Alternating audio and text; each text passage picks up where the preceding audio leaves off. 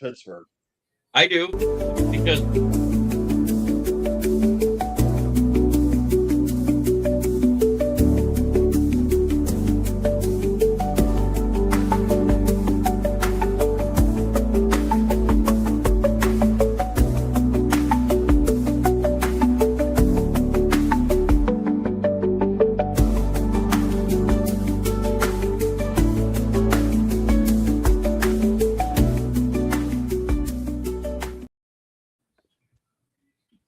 that was evil. While I'm responding, you hit the go. Dude, it said we had to go live, Jeremy. It said we had to go live, all right? It was 9 o'clock. Okay, ladies and gentlemen, boys and girls, 9 o'clock. You know what that means? Open sports mic. I'm in the center square, so does that mean I'm Paul Lynn from Hollywood Squares? We don't have no squares. Darn it. Okay. We need 3 more to have center square, man. Oh, come on. Come on. Where's America? Peter Marcher, Tom Bergeron to help us, please? Okay. I'm the center square. That means Big D, Spunky Spectrum Sports. To my left, we have a Lion fan, Jeremy. To my right, we have a Raven fan, Charles.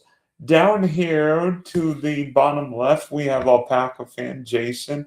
And then all Steeler fans, Big Sexy, Big Rich, and Adam. So, guys, what's the temperature outside your houses now?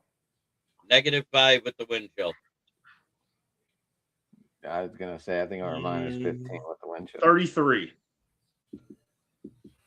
68 degrees for me. That's because you're in sunny Southern California. And you're Central in Florida. California. And you're in Florida where it's a balmy 60 degrees, right, Dylan? Nope. Nope. The whole panhandle of Florida got snow last week, man. It's 50. If it means anything, my brother lives in Clarksville, Tennessee, and he sent me a screenshot of his weather forecast today. 13 degrees with it feels like 10 degrees. So there you go. Does he have electricity? He does have electricity, thankfully, yes. That's good. By the way, we might be in the 20s here for low this weekend or early next week in the 239. It's cold. And you know what else? Is cold? Oh wait, that being the Pro Football Hall of Fame voters. As a writer myself, I'm a baseball nut at heart, football nut. This might be the biggest Hall of Fame sham in sports history, but we found out in the last couple hours that the Pro Football Hall of Fame writers did not put in Bill Belichick on the first ballot. Good. How? Part of 2 of the biggest cheating scandals in NFL history.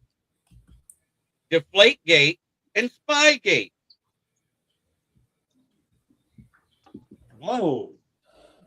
Ooh. Another coach we heard from. What's up, What's brother? up, guys? Hey. What's up, guys? Long time no see. I didn't know you existed still. Last time I saw you was on the UFL show. And yeah, we have a Brown fan, Evan. yeah. Who might be I'm not really an Ohio sports fan right now. Who might be the Any next head sport. coach of the Cleveland Browns? Why? How can you not be an Ohio sports fan right now? Ryan Day sold it and let go of a good coach, and then went and hired Arthur Smith. The Cavs are playing like hot dog water, and the Browns can't hire a coach because the owner won't get out the way, and the Guardians didn't do nothing. And then the Columbus Aviators didn't do nothing. I could keep going. Evan, if I'd have told you that one of your quarterbacks in the state was going to make the Pro Bowl, would you have not said Joe Burrow?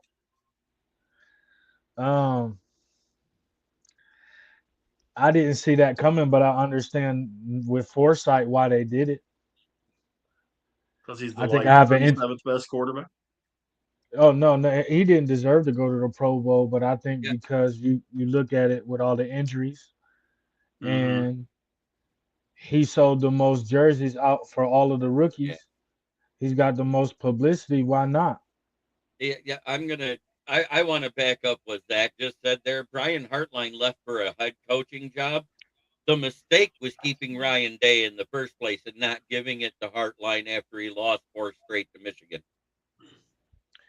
I agree, but I think the question becomes: would Brian Hartline have beat out Mike Vrabel for that job? And I don't think so. For the Ohio State job? Yes, because that's the reason that Mike Vrabel took that year off with Cleveland, Mhm. because the rumor was if Ryan Day didn't get it done, he wanted the Ohio State job. And then it turned out that the Patriots ended up firing their head coach, and now he's in the Super Bowl. I tell you, that would be that. Honestly, if you're sitting there and you're Vrabel and you've got that sitting right in front of you, that's a really tough choice. You got Ohio State, which is one of the top premier teams in the country, or you have New England, who's got a up and coming at that point second year quarterback coming in with all the stuff that they've got going on, and you're kind of going. It was kind of a no lose situation for Vrabel because you knew he was going to succeed in whichever one he took. Okay. You say Matt Patricia was a great hire this year. What did he do against the best teams he faced? Absolutely nothing. I didn't say he was a good hire. No, I see it's coming in the Zach, chat. right here. Zach Zach did right here. Matt Patricia was a brilliant hire. He was fine as long as you were playing dog water teams. So to Zach, the reason I don't like Ryan Day is because he can't recruit. I don't see the talent that came in with Urban Meyer, with Jim Tressel, with Luke Fickell, with all those other guys. The only reason that Ohio State has gotten the receivers that it got was because of Brian Hartline. And now that Brian Hartline's gone, what happened? Everybody that was supposed to get their chance this upcoming season has now transferred. We almost lost the number one wide receiver in Chris Henry Jr. But Evan, college football teams don't stay together. I mean, heck, that Miami and Indiana played for an AFC Championship is something. I mean, but college football teams can't stay together. I mean, we know Ohio State's going to be there year after year, but nobody's going to be able to get together. But get back to the point. What do you guys think about the Pro Football Hall of Fame not voting Bill Belichick as the first ballot Hall of Fame? Because that's is the biggest show in any Hall of Fame that I've ever heard. If you put him in the Pro Football Hall of Fame, you got to put Pete Rose into the Baseball Hall of Fame. I think that's a Apples little and long. oranges. That's apples and oranges. I think the reason he didn't get in is because of Deflategate and Spygate. I think they're gonna make him wait a year. Maybe too. Yeah, I mean, and you look at what and I realize it's a team sport and all that kind of stuff, but look at what his career was before and after Brady. As much as I can't stand neither one of them, and anybody that has listened to me for more than 5 minutes knows that, Belichick just he was a complete disaster as a head coach before and after. His systems didn't work. He didn't have Gronkowski. He didn't have Brady. Outside of the other stuff, the deflate gate and the spy gate and that. I mean, hell, if I knew what the other team was doing, I could have won 6 Super Bowls too. It's 100% a case where they're penalizing him for that stuff. I do agree. He'll probably get in next year. I don't think it's a sham that he didn't get in this year. He'll probably get in next year, if not the following year. Bring him in the following year with Brady. Possibly. We're just not letting Brady in either. So we're not letting Brady in either. If it was up to me. What do you mean? Brady's not due for 2028. Yeah. No, but I'm saying when he is. would, so yeah, it's the Belichick same would thing have to applies get to in Brady. for 3 years. Yeah, Belichick would not have to get in for 3 years to go in with Brady. So why don't we just stretch this out to Mike Vrabel, Randy Moss? Randy Moss didn't win the Super Bowl with him. So why don't we just stretch this out? Crap. Like, I don't know what you need to win to get in the Hall of Fame the first time to win 7 Super Bowls. I'm sorry. I can't agree with y'all at all.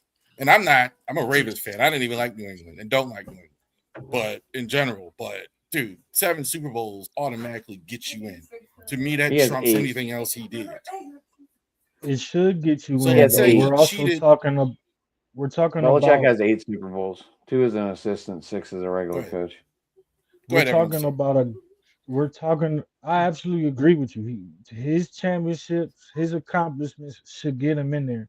But we're talking about writers who haven't played the game, who feel spited, who this is their bit of control. And when they don't get what they want, or they don't get the stuff that they're looking for because of their title, when they get into a position like this, they get to hold the power that they never had. And we're talking about a dude who wasn't great with the media, wasn't great with interviews, wasn't great with giving time to anybody outside the Patriots organization. And now those who are in his way are the same writers. So to sit here and say that Spygate and Deflategate are the major reasons, can you argue it other than just that he won? Jason. It's not, in addition to the writers, Evan, there are also a couple of guys on the voting committee by the name of Bill Polian and Tony Dungy, who were head coaches and GMs of the Indianapolis Colts when Deflategate took place. I'm not saying Tony Dungy holds grudges, because I think he's genuinely one of the greatest human beings on the face of this earth. But Bill Polian was asked earlier today, after word came out about Belichick not being on the ballot, if he left him off the ballot because of the controversy surrounding Spygate and Deflategate. Belichick said, Polian said, quote unquote, I categorically deny leaving him off the first ballot. So either the person who leaked that story about Polian not voting for him because of Deflategate is lying, or Bill Polian's lying. But at either rate, that just kind of adds a little extra twist to the complexity around this whole situation. And I agree, because I saw something else on Twitter earlier today about referencing the same thing, where he said that, because of Spygate and Deflategate, I think he should wait a year. But I didn't trust the source of where it came from, outside of the tweet of the retweet. So you're absolutely right with that. I don't think Tony Dungy is the issue here. I think Bill Polian is, if we're outside of the writers. Yeah, I agree too. And for me, it's like, when did Bill Polian become the moral compass of the National Football League here? Okay. Mhm. I mean, for us, it's easy to sit back and say without having enough evidence to accurately judge, hey, he did or he didn't. But Evan, I kind of get the same vibe from Bill Polian that you are, because Polian was extremely vociferous about Deflategate when it happened. And look, human beings hold grudges for a number of reasons, for myriad reasons. Bill Polian is human just like all of us here. He's fully capable of holding grudges just like anybody else. So I'm with you, Evan. I don't buy Bill Polian. It's Bill Polian's statement at all one bit. It's like he says, I voted for him. I didn't leave him off the roster or off the ballot. Sure, Bill, and piss runs uphill. Try and sell that to the Boy Scouts. Don't sell it to us. You have a point, Evan, when you were talking about his relationship with the people outside of the team. And in a lot of cases, when you hear it from former players, a lot of people within the team. But the coaches, it's tough for coaches to get in, period. I mean, how long did we wait for some of the really, really good coaches to get in? And there's some that aren't even in yet. Marty Schottenheimer's still waiting, that kind of thing. Yes, Belichick's got, he has 8 Super Bowls, 2 as an assistant and whatever. Okay, that's fine. But just all the stuff around it and that kind of thing, I really, really believe is the reason why he didn't get in first ballot. Do I think it's going to affect Brady when he goes to go in? I think the fact he's a lousy broadcaster is probably going to affect him more than that will, even though it should. His entire career was based off of a cheap hit and a bad call. The Tuck rule, that was a fumble. I don't care whose eyes you look through. I don't care what rule you want to go off of. That ball was fumbled. And he would have never seen the light of the field if Mo Lewis doesn't bury his helmet in the sternum of Drew Bledsoe. So, all that to say, I think there's other guys that are going to go in that probably we could have the same argument as far as why are they going in. Mm-hmm. I'm kind of surprised he didn't go in, to be honest, but I'm glad he didn't. That's So just the me. question. So before, I just want to ask this question. So when it comes to the Hall of Fame, coaches, owners, team, not players, they have a what 3 slots total if they get in at all for those for coaches and owners. I believe that's correct. Yeah.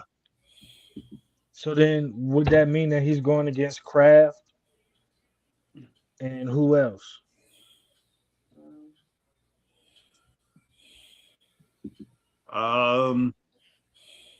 As far as the peripheral guys, I mean, I'm sure he'd be going against. I'd have to see who's in and who's not. Is Dan Reeves in? I believe so. Is Shanahan in? I don't think Shanahan's in. I don't think so. Not yet. There's a lot of guys that are, not in yet. Owners, if I remember correctly, the Mara family is in. The Hunt family is in. Rooney's are in. Jera is in. Al Is Davis. Dean Spanos in? I don't think the Jerry Jones is in the Hall of Fame. Yeah, Jera's in. I don't think I think- Spanos is in. I think that's great. Didn't they put it? Talk roll tears. That's funny. That's funny. Al Davis might be in the Hall of Fame. It's a fact. People can. It's spoken as a true Patriots fan. That ball was fumbled as long as the day is. All right. But hey. All right. So But, my computer yeah, was lagging, so I'm sorry about that. Let me tell you something. If Jerry Rice was the biggest jerk in the world to everybody he met, he's a Hall of Famer. If Tom Brady was the biggest jerk in the world to everybody in the world, some guys just get in. Belichick should get in. And again, I'm not the biggest Patriots, whatever. I mean, I never did buy the genius of Belichick and all that other baloney sandwich. But 7 Super Bowls is 7 Super Bowls. Period. I don't care if he had Tom Brady or not. That's a Hall of Fame career. Undisputed. Wait. So You're I don't missing know the what you got. I don't You're know what not we're missing. saying he won't get in the Hall of Fame. We just saying he wasn't a first ballot. That's all we said. Yeah, it's a lot of people are saying, and I realize we're shifting sports here. A lot of people are saying that's part of the reason why it took so long for Carlos Beltran to get voted into the Baseball Hall of Fame is because he was a big part of the Astros thing. No, the reason why he took him so long to get into the Hall of Fame is because he doesn't deserve to be in the freaking Hall of Fame. See, Beltran is not the same thing. Beltran is a borderline Hall of. You can factor all that stuff in when a guy is, that stuff. But he had. You could argue whether he. But he had a major role in the. But he had a major role in the whole garbage can thing. So that's what people are saying was that was what was being penalized against him. For what it's worth. I don't disagree with that. I'm just saying, in Beltran's case, it's okay. It's a borderline Hall of Fame. But if Barry Bonds had been on that team, Barry Bonds should have been in the Hall of Fame. Or Well, and that's why I want to see what happens with Altuve. Yeah. Altuve has a Hall of Fame career. I want to see if Altuve gets penalized. Am I safe in saying you guys all agree Altuve is a Hall of Famer? Without the question. Batting average and hits per season, yeah. Yes, without a doubt. Altuve has a Hall of Fame resume, without a doubt. Dylan, go ahead. We know that the Pro Football Hall of Fame has elected football players who took performance-enhancing drugs, who've done things, who've gambled. I mean, Paul Hornung, anyone? I don't think Bill Belichick's a bigger cheat than the guys who've taken PEDs, who've gambled. And plus, I mean, who's to say that coaches haven't done something similar to Spygate or Deflategate? They just didn't get caught. I mean, we know that the 1951 Giants put a telescope at the Polo Grounds, which helped them win home games. And let's not forget, Alex Karras, plus one of the four horsemen of the Minnesota Vikings, ran a gambling ring in 1969 and was suspended for a year, 68, right around there, and then came back. And Alex Karras is in posthumously in the NFL. This is a Hall of Fame. The NFL, the National Football League Hall of Fame in Canton, Ohio, is a museum dedicated to preserving the history of the National Football League, professional football, and the guys that played it. This is not a church. This place is not the White House, and it's not the Vatican City. All right? There are a lot of guys in every sports Hall of Fame, from football to baseball to basketball to hockey, all walks of sports that have some type of character issue, that have some type of checkered past, whatever. It's meant to chronicle the sport, the professional sport of the National Football League. It's meant to recognize guys for their achievements on the field, not off the field, and what they did. Now, do Spygate and Deflategate make Bill Belichick look really bad from a PR standpoint? Absolutely. All right. But that still doesn't minimize, like what Rav was saying, all the Super Bowl trophies that he won. It still doesn't minimize all the conference championships. This place is a Hall of Fame. Let's not dump holy water on it and make it more than what it really is. And again, like I said, I didn't say he won't get in. I said he will get in. And he also he will get in. I just knew it wouldn't be first ballot. Let me tell you something. And the guy leading the charge from this, from what we heard today, was Bill Polian. He's more evil than Belichick. If you want to take a guy, who's a more miserable guy than Bill Polian, for God's sake? They Jerry showed Jones. him the door. Jerry Jones, Bill Polian ain't got $1 billion. They showed him the doors, even with all the success he had in Carolina and in Indianapolis, the second they started losing. Same guy that said that Lamar should be a wide receiver. Same guy. You guys need to document this because it doesn't happen very often. I'm going to say something good about the Dallas Cowboys. Jerry Jones as a guy is a really, actually pretty decent guy. I had the chance to spend some time with him a few years ago when he got put in the Texas Sports Hall of Fame, and spent a bunch, the whole day. There was a bunch of us spent the whole day together. Actually, a very nice guy. He doesn't, he doesn't run people down. He was asked all sorts of different questions where he had the opportunity to do so. Doesn't run people down. He doesn't, say anything super negative against teams and that kind of stuff. So to that degree, what Jerry did in 88, 89, yes, that's the one thing, and that's one of the biggest reasons why I despise the Cowboys. But as a guy, in my eyes, not a bad guy. Not a bad guy. So write that one down because you won't hear me say anything good about the Cowboys after this. I've heard a lot of people say that about him as an individual, that they like him. I know those guys like that played with him, unlike the owner, they like him. The issue with Jones is recent years he's been kind of like going Biden on us, like off his rocker a little bit. And before that, he was too involved in things. He didn't have a GM. He didn't have this. He didn't have that. He's too involved in things. Yeah, but I don't think most people say he's a jerk or somebody you can't be in a room like Jim Irsay or something like that, where you just, difficult. I think he's a great guy, but I think he looks like a cross between Golem and the Crypt Keeper rolled into one as an illegitimate child. You know what? Maybe Bill Belichick's girlfriend will be in the Hall of Fame before he is, but that's neither here nor there. Back to the championship Sunday. Congrats to the Seahawks and Patriots for booking their spots in Super Bowl 60.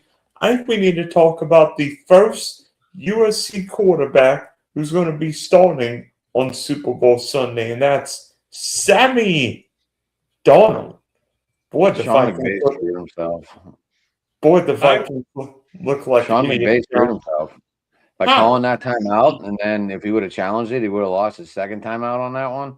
Cooper Kupp did not catch that ball. I think it might be more catch fumble. I just want to say how happy I am for Sam Darnold to get to the Super Bowl. He's the first quarterback from that 2018 draft class to appear in the Super Bowl over first overall pick Baker Mayfield, over Lamar Jackson, over Josh Allen. And very quietly, Sam has paid his dues. Regardless of how good you think he is or how bad you think he is, I'm not propping him up on the Mount Rushmore quarterbacks here. I'm just happy that he got here. I also watched him a lot at USC. I thought he was a decent quarterback at USC, definitely not one of the greatest in school history. But Sam is an overall genuine good guy. He really is. He's paid his dues. He played on some terrible rosters. The Jets don't even count, in my opinion. The Jets should not even be a professional football team, in my opinion. But he played on some terrible teams in New York, in Carolina. He saw the writing on the wall in San Francisco, got out, saw the writing on the wall again in Minnesota. Well, actually, he didn't. The Vikings did when they didn't bring him back after they drafted J.J. McCarthy. So, Sam, congratulations, buddy. Regardless of win or lose, man, you deserve to be there. You played the best in that NFC Championship game.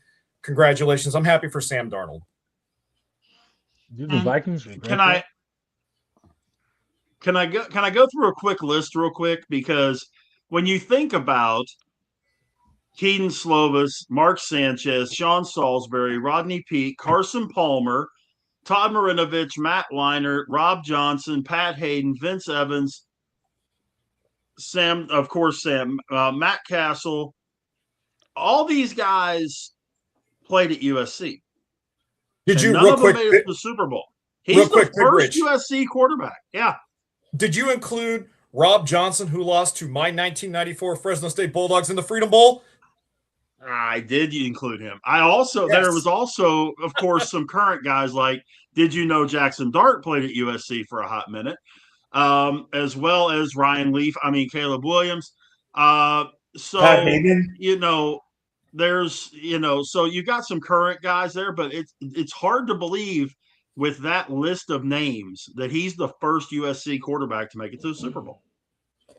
Hey, Rav, you might be able to answer this because Mike McDonald was your defense coordinator, but we all love these offensive-minded head coaches. I don't think anyone gives enough love to the defensive-minded coach. And what Mike McDonald's done with this young Seattle roster reminds me of what Pete Carroll did 12, 13 years ago with the Legion of Boom. That Seattle team is just so fast on both sides of the ball. I see it like on the feed all the time with the Ravens fans. It's pointless to have it, but I see it all the time. We should have hired Mike McDonald before he had a chance to leave. A lot of guys wanted Harbaugh fired after the AFC title game. So if they'd have fired Harbaugh then, you probably could have had Mike McDonald as the head coach. And so I think that's what they just did. They hired Jesse Minter. But Mike McDonald is a phenomenal defensive coach. He doesn't do too much of anything. He's more of a scientist. He doesn't blitz all the time. He doesn't zone all the time. He doesn't man-to-man all the time.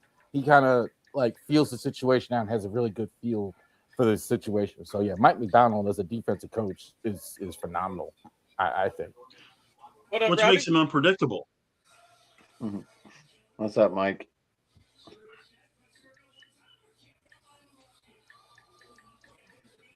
The Yinzer. So have you Did you guys hire Scotty Montgomery as your OC today? He was in for an interview with the Ravens. I have not heard that as far as who they've hired for OC yet. The talk is, the narrative is they want Cliff Kingsbury as the OC. Who is that guy? I think I heard the talk of the Bears OC. Forgot his name. Declan Doyle. Declan Doyle. Yeah, Declan Doyle. He's been turning down interviews though. Yeah, he doesn't want to do a lateral move. He wants to move forward, not lateral, because he is an OC. 30 years old. Yeah, it's his first year as an OC. Yeah, so but they would talk about like that. So I think Kingsbury doesn't have a lot of interest. So I think they're gonna wait. I know Lamar likes him. I think that makes sense because Kingsbury's worked with Kyler Murray. He's worked with Jaden Daniels. He's worked with Pat Mahomes. So like these mobile quarterbacks is kind of his thing. So that's why they're kind of looking at him as far as for OC as well. I don't want to hear that. I don't want to hear that, man. How much was I hammering I wanted Kingsbury in Pittsburgh? I mean, I wanted him to be the head coach, or OC, but oh man, if he goes to Baltimore, that's just not going to be a good thing at all. That'll be pretty much enough to piss me off. You guys want to do a little team building exercise as we're in the middle of the show? Sure. Okay. There have been 7. Well, we've got 59 Super Bowls that have been played, okay? There are 7 head coaches that have led 2 different teams to the Super Bowl. Who are they? You get bonus points for what teams? 7 head coaches. 7 head coaches have led 2 different teams to the Super Bowl. I want to say Dennis Green, Vikings and Cardinals, right? Andy Reid as a head coach. Oh, as a head coach. Okay, Andy Reid. Yeah, that's definitely one because that's Philadelphia and Kansas City. Hold on. Tony Dungy. Don Shula's one. Don Shula is also. Do you know the teams? Mike Holmgren. Yeah, the Colts and the Dolphins. He's led to the Super Bowl. Okay. Mike Holmgren. Reid and Shula are correct. Go ahead, Jeremy. John Gruden. I'm sorry. John Gruden, Oakland and Tampa Bay. No. Wasn't he the head coach when Rich Gannon was there? No, he wasn't. No, he wasn't. That was Bill Callahan was the coach. Yep, that was Bill Callahan. He took Tampa, but he did not take Oakland. Mike Holmgren, yes. Packers and Seahawks, yes. I figured you'd get that one right out of the chute, Jason. So we have 3. We have Holmgren, we have Reid, and we have Shula. There's 4 left. Bill I Parcells. honestly figure the 5 of these will be easy. The other 2 are going to really. Parcells is correct. You know the teams? Yeah. Giants and Patriots. Giants and Patriots, right. So that's 4. Reid, Parcells, Holmgren, Shula.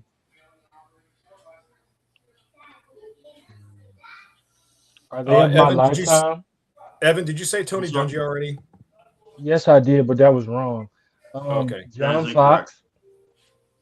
John Fox is correct. Do you know the teams? I know one of them is the Broncos. The other one. The other team. Carolina's the other one. Carolina's the other one.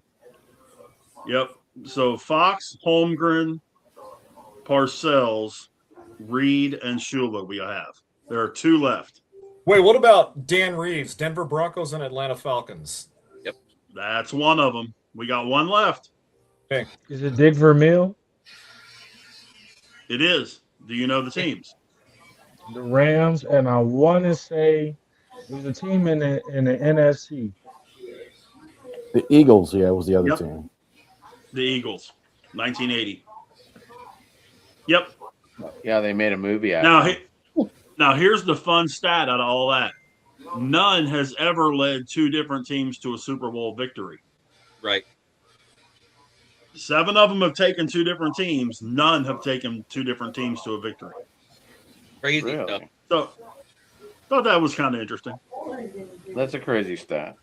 You would have thought, I'm surprised by that stat. Yeah, that's good stuff because I would never thought that one coach has never led 2 different teams. Yeah, it's never happened. And won.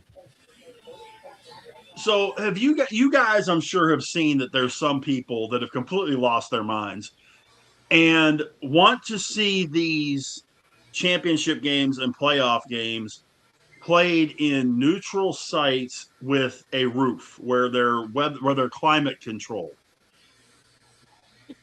Me personally, that's the biggest bunch of garbage I've ever heard, but I want to hear what you guys think about this because to me, the elements are part of the game. Thoughts? I agree. I think the the other- biggest. Go ahead. Let me talk. One thing rule I would like to change though is if they know that snow is going to be on the schedule, go ahead and make the teams wear an alternate away uniform so they're not white. I mean, I think the thing is the biggest thing, the problem I have, and I agree with you, Rich, pretty much. But the thing is, the championships, to win the division and all that, the reward is to have the home field. So wherever the home field is, it's a deterrent to like having the home field, which I'm not for at all. Whoever has the number 1 seed should have the home field, no matter the situation.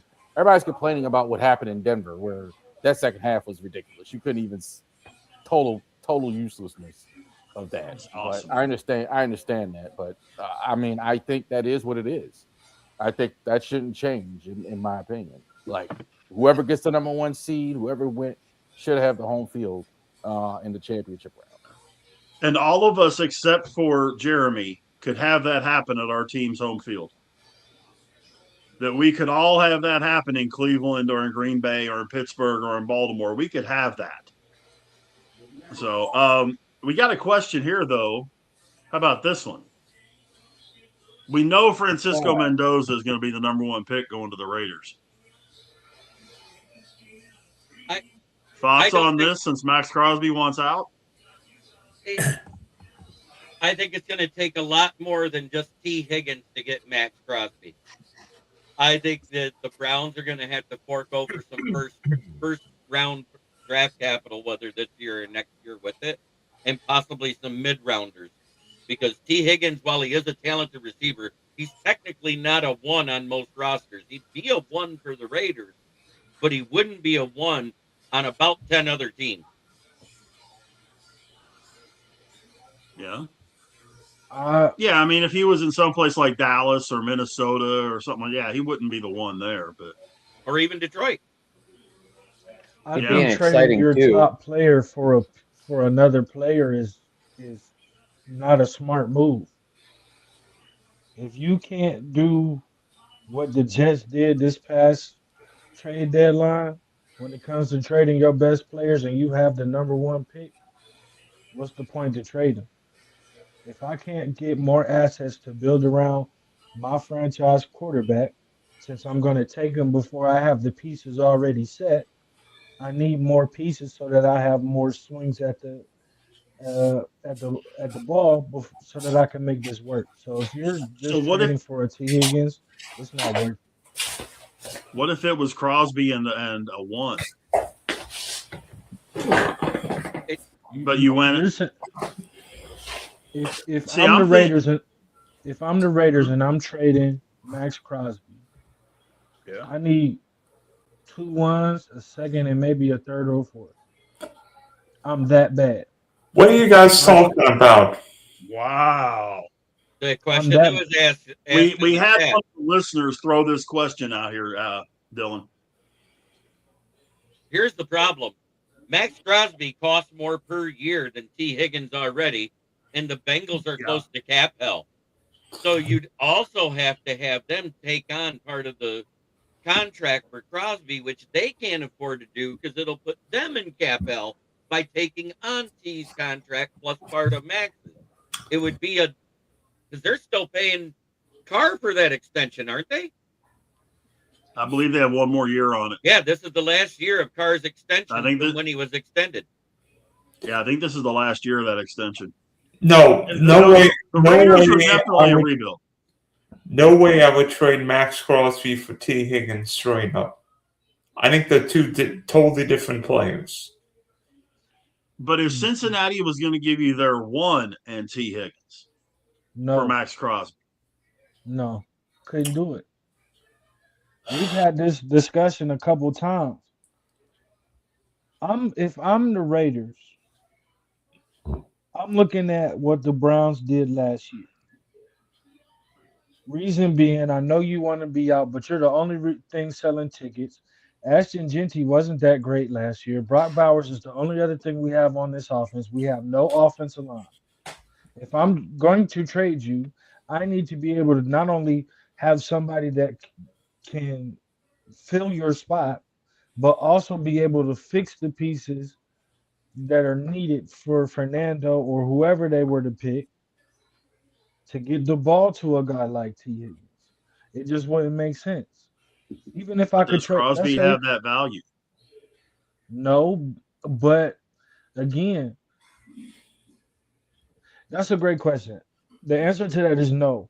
But trading him to the right situation, I would say yes. If I'm Buffalo, Okay. if I'm Washington, if I'm Denver, because Bo Nix is still on a rookie deal. If I'm on one, if I can trade him to a situation like that and go get some picks that I can move around, absolutely. But other than that, I don't think so. I know one thing about Crosby. He wants to get out of there.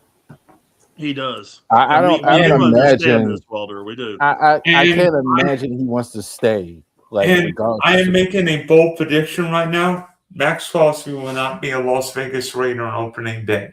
He will be a Detroit Lion. No, he won't. We don't have the cap. Could I throw a name out there though? Because we're talking about draft picks and that kind of stuff, and a team that Dallas if Cowboys. you were going to throw a receiver in there, what about Miami? That if you were going to go Jalen Waddle and a couple of maybe this year's first and next year's first, Miami's for in Crosby. Miami's in bigger cap held than the Bengals. Miami could be $50 million over the cap when they cut two. Put it this way: there's only two teams in the NFC North that'll be over the cap going into next season. It's the Lions and Bears.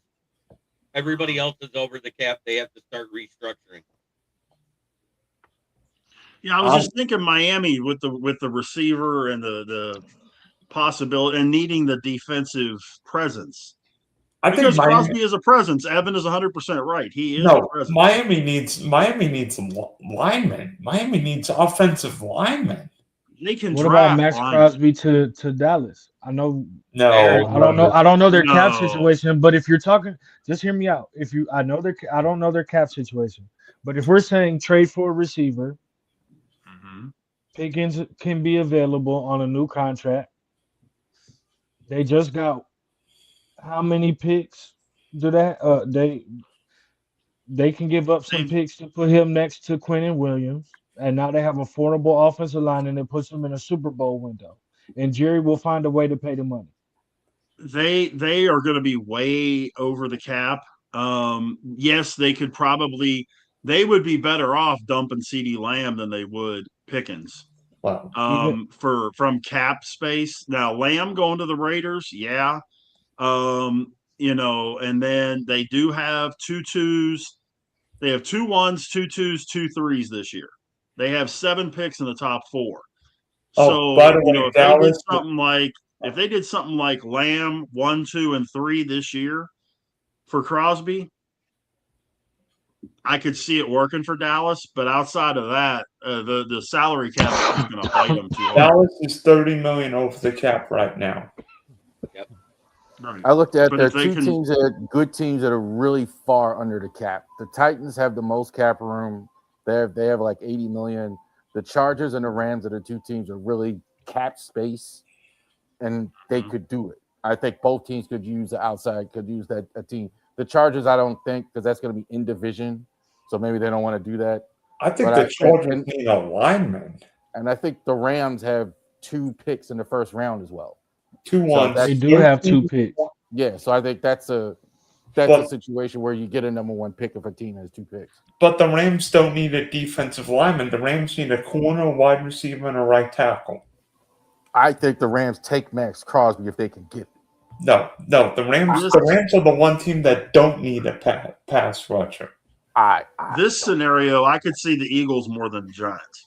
Bingo. Yeah, the Giants already got a young pass rush. They got what in the last 5 drafts, 3 of their guys. Abdul Carter, linemen. Kayvon Thibodeau, yeah. Kayvon Thibodeau, as they already announced, is probably going on the trade block. Yeah, but he's got another Brian one Burns that they're too, right? going to want a lot for. They got Brian Burns too, right? Because They they got got Brian Brian Burns, Burns, too, yeah. Abdul Carter. They still got Lawrence in the middle. Well, Yeah. that's I know the bad. reason, and I know the reason for that. Look, John Jeremy Harbaugh gets is going to fans run out a there. 3-4, so Right. you don't need all those linemen. So that's why they're Right. trading Thibodeau. Yeah. Unless you could MVP make in him the into house. can you conceivably make, you could make Burns into a linebacker, though, Right. an outside LB. Well, that's what he was in Carolina too. He was basically an outside Right. linebacker. So, you could arguably have Thibodeau and Lawrence and Carter on your line and run Burns at LB. Everybody here except for Pittsburgh only has one representative, right? We're all out of the playoffs. You guys want to run a mock draft? I've already done one. I've already done 38 on my show.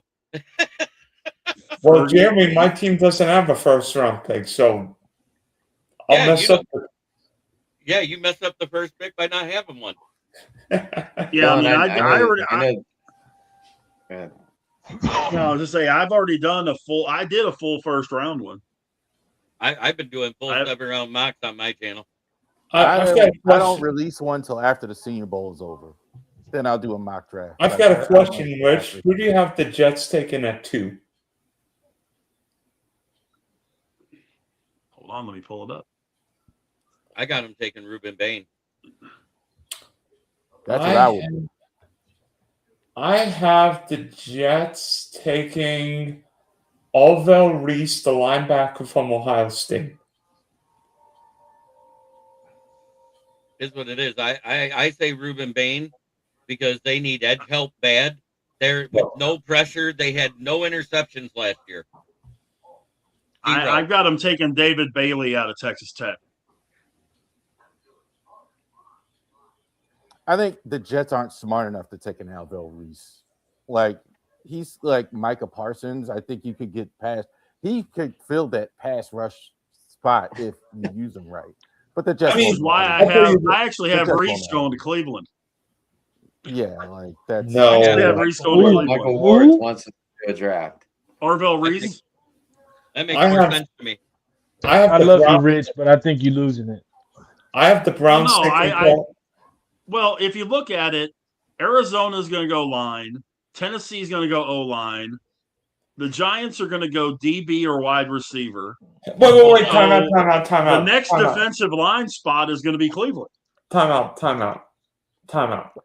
The New York Giants are going to get a right tackle at 5. They're either going to draft one of the linemen. I think the Tennessee Titans, particularly if Robert Saleh there, are going to go defensive line. Depending on who Arizona gets as his head coach, I think the Cardinals could go line. They could go quarterback. Who knows? What's the Titans' number one priority? Protect the guy wearing 1. They're going to use that first round pick on a premier tackle. Write it down. I think the Tennessee Titans go pass rusher or wide receiver. If they don't go for a wide receiver in free agency. Not at 1.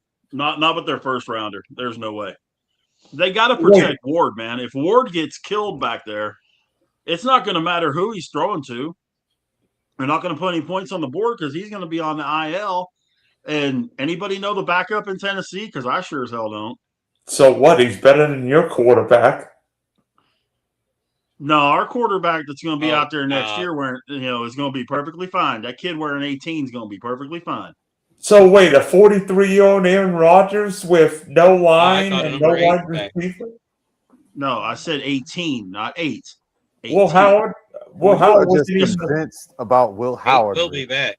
You are just convinced. I don't see it. Will I don't Howard is think a Will Ben Howard. Roethlisberger starter kit, man. I'm telling you. I agree with that if you kept Mike Tomlin. Jason. I don't agree with that now. Jason, we need your voice in here to put some sense in here. Well, what do you think the Tennessee Titans should do at 4? I don't know, Dylan. Honestly, I haven't thought about mock drafts yet. I'm still trying to decide if I'm going to watch the Super Bowl or not. I literally am not prepared to answer that question, so I don't know. But real quickly, I hate to backtrack here, but going back to the Fernando Mendoza, Raiders, Max Crosby stuff, I want to suggest an out-of-the-box scenario here for the Raiders. The Raiders trading the first overall pick to the Indianapolis Colts for some of the draft capital the Colts have. Since it's a foregone conclusion that now just hear me out. Since it's a foregone conclusion that the Raiders are going to take Mendoza, think about this for a minute. The Colts have a serious issue at quarterback heading into next season. It's pretty much a given that they're not going to pick up Anthony Richardson's fifth-year option for next year, which would be a projected $23.5 million if my math is correct. So he's pretty much gone. Daniel Jones, there's no telling what he'll be like coming off the Achilles injury. Now, the Colts do have some issues with some extension candidates like Quentin Nelson, Jonathan Taylor, Michael Pittman Jr., but even though Fernando Mendoza is not from the Indy area originally, he hails from Miami. What better way for the Colts to try and reinvigorate their fan base than to bring Mendoza? The Raiders right now bring Mendoza back to Indiana. The reason I pose this, guys, is because you all have said things concerning the Raiders that are the most important things beyond drafting a quarterback 1 overall. That is offensive line, defensive line. The Raiders right now, guys, are like a bowl of oatmeal. They are so loose and they are so runny. They have needs all over the football field. And unfortunately, drafting Fernando Mendoza would go a long way towards achieving some style points, but he is going to get turned into ground beef on that football field unless you draft quality linemen to protect him and you beef up the defense. You get some more players in the skill positions there. I agree with Evan. Brock Bowers really is the only solidified skill player that they have right now on the roster. I haven't given up on Ashton Jeanty yet, but still, if I'm the Raiders, I at least consider trading that first pick to get some more draft capital, stock up, and draft the important areas of the team to make them better first. Because if you can't protect your quarterback and you can't give him the time he needs to do what he can do, Mendoza is going to end up being the next Jamarcus Russell. He's going to end up being the next Jeff George. So, you know what? That's just an outside-the-box scenario for me. I love that comment from MDE off of my channel. Mendoza is Ken Darcy in disguise, a.k.a. Chad Powers. Well, and you know what? Look. Bottom line is with Fernando Mendoza, if I'm Tom Brady, I am sitting back right now and I'm asking myself while I'm consulting with John Spytek, my GM, who is supposed to be one of the best talent evaluators in the NFL, are we drafting the hype around Fernando Mendoza, or are we drafting Mendoza because we think he can take a football team that won only 2 games this season and jump us into the 10-win, 11-win, 12-win stratosphere? And if I'm those guys looking at the roster from last season, looking at their roster prospects for next season, honestly, I'm saying hell no. It's going to take a lot more than Mendoza to get this team, and it's not going to be in just one season because we all know the Raiders be the Raiders. They will find some way to muck this up. So that's why I projected him, the Raiders possibly trading out of that first pick overall to the Colts, because the Colts would be a lot better off having Fernando Mendoza, given the question marks they have at their positions, than the Raiders do. And you know, Jason, one other thing, that division with Denver, KC, and the Chargers is a really, really tough division to shoot yourself up to the top of, on top of everything else. For them to get some legging to make it to the top of that division, it's going to be really, really difficult. You got a point. And go ahead, Dylan. How do Go the ahead. Colts get Fernando Mendoza Go ahead and say it. if Indy doesn't have a first round pick in 2026 or 2027? Dylan, I don't know. It's just a thought that I yanked out of my ass. To me, it makes sense from an Indy roster standpoint because they also have a need at quarterback. I don't know what Indy's draft capital is like as far as first round picks, second round picks, third round picks. But what I was just go ahead. Jets have both of their first round picks the next 2 years because they traded for Sauce Gardner. Yeah. And when I last saw, Sauce Gardner is going to count a lot towards Indy's salary cap heading into the offseason. So that could also pose a problem for any potential trade they pull off. I'm not saying they'll pull it off for Mendoza, but yeah, I didn't consider the Sauce Gardner cap ramifications there. Do you think the Raiders would be that stupid to trade this? I mean, they sent Max Crosby home, I think, to make sure they got the number 1 pick. To make sure they lost so they can get it. So, Rav, you bring up a good point. With Tom Brady running most of the show now, I think from now on, no, I don't think they will. I think at this point, with Brady there and with John Spytek there, Mark Davis has pretty much, well, he never cared to begin with what the state of his team was, but I think he's just perfectly willing to abdicate control from a personnel standpoint and let Brady and Spytek fall and crash on their own faces, but and get egg on it while they're at it. But I don't know. It's really hard to tell. The thing about Brady too, he was a great quarterback, but we don't know what kind of a talent evaluator he will be. So, I mean, Brady talks a big game and he wears nice suits and he has the nice styled fucking hair that I wish I had. But at the end of the day, we don't know what kind of talent evaluator Tom Brady is or will be. So it's going to take more than just one season for him and Spytek to remake that roster, regardless of whether they draft Mendoza or not. Yeah, the hair is the most important thing. I got it. But more important than the hair and the women and all that other stuff with Brady, he's not there. You can't be broadcasting these games. Mostly in the broadcast booth, yep. And that's not going to work. These guys, like Eric DeCosta's been sleeping at the facility in Owens Mills. Like, well, and so, go ahead, I'm sorry. There has been mention, and from what I gather, it's going to be brought up at the owners' meetings that Brady's going to have to decide ownership of the Raiders or his broadcasting job because of insider information. There's a couple of analysts that have that are going to have the exact issue. I don't think you can do both. I think you can have ownership. You just can't have day-to-day say in the operation.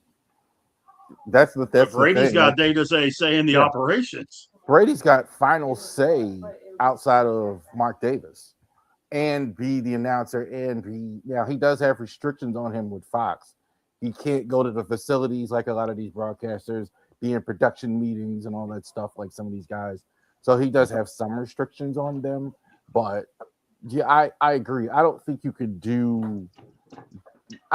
run a football team and be the number 1 announcer at Fox at the same time. I don't see how you do it. Not well. They were bringing it up about Aikman too because he's got his role with Miami now. Having the same situation. Well, Aikman that's a temporary thing. They're just bringing him in until they get some. I don't even know if he's even still. I think he's just helping them through transition. That I don't mind. Like if you fired the coach or whatever, but I don't think Aikman's going to stay there and do that. They do that often with Hey guys, I think we need to spend some time talking about Drake Maye and the Patriots because this time last year we were looking at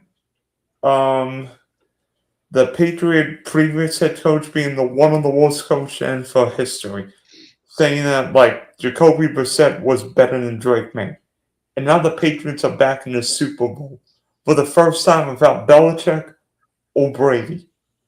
I mean, the Tennessee Titans right now have to be fuming, thinking, how the bleep did we let Mike Vrabel leave the building? Yeah. Oh, so I have another thing to talk about after this. But right now, they let Brady leave the building. They let Belichick walk out with their defensive coordinator, Gerard Mayo, with a contract that said if Belichick retires, he becomes head coach for at least a year automatically. So that's why Gerard Mayo was there. The Titans, they got to be sick to their stomach watching Vrabel take this team to the Super Bowl.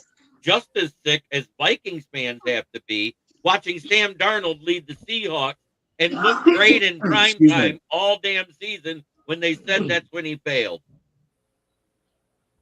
Nobody feels worse than the Browns. Yeah, you guys will Because end up with Jim Schwartz as your head coach. He which wasn't a bad head coach with Detroit. He was not. He had a bad season due to injuries on defenses last year, and he deserved an extension, but they decided to go with the safe hire in Jim Caldwell. and I agree with that. But who is Jim gonna hire that's gonna relate with a young offense? And who is he gonna put in that position to run that defense?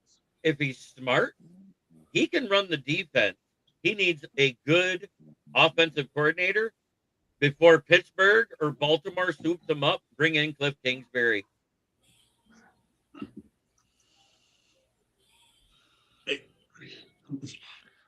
I'm not I don't wrong. believe in Cliff. I don't believe in Cliff Kingsbury the way that other people do. But to stick to Vrabel and the Patriots, Vrabel was here as a coaching assistant and ended up finishing the year as our offensive line coach.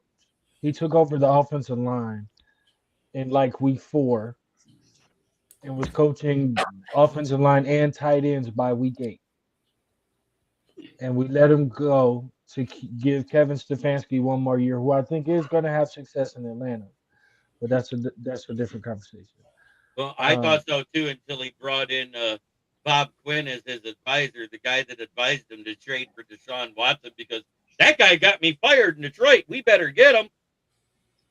But here's the thing. Kevin Stefanski didn't want Deshaun Watson. And it was said then, and it's been said now. The Deshaun Watson thing was a Jimmy Haslam issue. But to stay focused on what Vrabel did in New England, I didn't think they would make the Super Bowl, but I for sure thought that they would get far in the playoffs.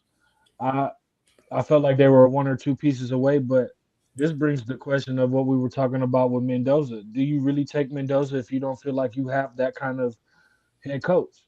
Because my fear for Mendoza is they draft him and he's the next Andrew Luck. He plays well, but he gets hit all the time and then he retires. Yeah, they need O-line. That's 100%.